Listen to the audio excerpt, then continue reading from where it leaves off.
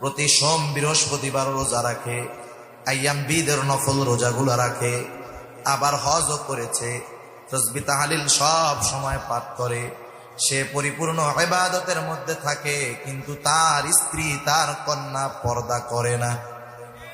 এমন ইবাদতওয়ালা লোক আছে না নাই? মনে রাখতে হবে, এই লোকটা যদিও ইবাদত করতেছে কিন্তু গুনাহ ছাড়তে পারে নাই, পরিবারকে গুনাহ থেকে বিরত রাখতে পারে নাই, প্রকৃত পক্ষে লোকটা আবেদ হতে পারে না। সেজন্য নিষিদ্ধ বিষয় থেকে বাঁচলে আবেদ হওয়া যায়। রাসূলুল্লাহ সাল্লাল্লাহু আলাইহি ওয়াসাল্লাম সেই জন্য বলেন, ইত্তাকিল মাহারিমা তাকুন আবাদান নাস। এই যে রমাদান মাস আসতেছে, কত গুরুত্বপূর্ণ একটি মাস, কত ফজিলতময় একটা মাস। এই মাস ফজিলতে ভরপুর, কতগুলা ফজিলত, আলাদা একটা বয়ান করা যাবে শুধু এই মাসের ফজিলত নিয়ে। এই মাসটা হলো সিয়াম কিয়ামের মাস।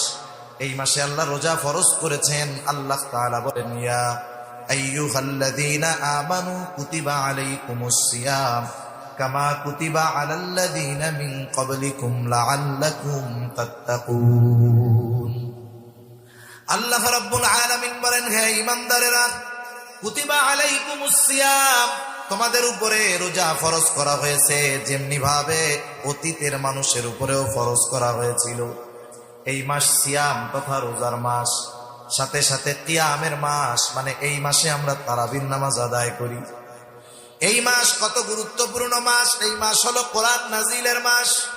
আল্লাহ তাআলা বলেন, শাহরু রমাদান আল্লাযী উনজিলা ফীহিল কুরআন হুদাল লিন-নাস ওয়া বাইয়িনাতিন মিনাল হুদা ওয়াল ফুরকান।